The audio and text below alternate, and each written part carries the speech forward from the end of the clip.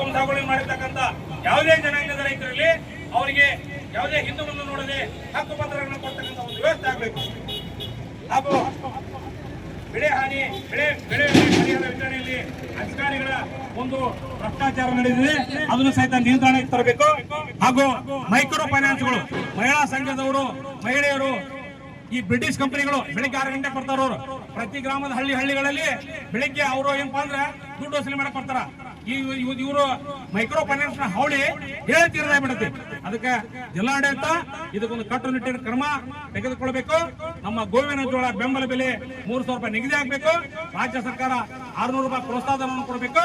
ಒಟ್ಟು ನಮ್ಮ ಬೇಡಿಕೆ ಆ 3,600 ರೂಪಾಯಿ ಅಖಂಡ ಕರ್ನಾಟಕ ರೈತ ಸಂಘ ಹಾಗೂ ಇತರೆ ಕಬ್ಬು ಬೆಳೆಗಾರ ಸಂಘ ಎಲ್ಲ ಸಂಘಟನೆಗಳ ಬೆಂಬಲದೊಂದಿಗೆ ಇವತ್ತು ನಾವು ರಾಜ್ಯ ಸರ್ಕಾರಕ್ಕೆ ಹಕ್ಕೊತ್ತಾಯವನ್ನು ಮಾಡ್ತಾ ಇದ್ದೇವೆ. ಅಖಂಡ ಕರ್ನಾಟಕ ರೈತ ಸಂಘಕ್ಕೆ, ಕಬ್ಬು ಬೆಳೆಗಾರರ ಸಂಘಕ್ಕೆ, ವೇದಿಕೆಗೆ, ದಲಿತ ಪರ ಸಂಘಟನೆಗಳಿಗೆ, ಕನ್ನಡ ಪರ ಸಂಘಟನೆಗಳಿಗೆ, ಕಾರ್ಮಿಕರ ಪರ ಸಂಘಟನೆಗಳಿಗೆ, ಭಾರತ್ ಮಾತಾಕಿ, ಕರ್ನಾಟಕ ಮಾತಾಕಿ, ಅಖಂಡ ಕರ್ನಾಟಕ ರೈತ ಸಂಘಕ್ಕೆ, ಸನ್ಮಾನ್ಯ ಶ್ರೀ ಬಾಬುಗೌಡ ಪಾಟೀಲ್ರಿಗೆ, ಮಾನ್ಯ ತಹಶೀಲ್ದಾರ್ ಸಾಹೇಬರು ತಮ್ಮ ಕಡೆಗೆ ಹೋಗ್ಬಿಟ್ಟು ತಮ್ಮ ಎಲ್ಲ ಕೆಲಸ ಕಾರ್ಯ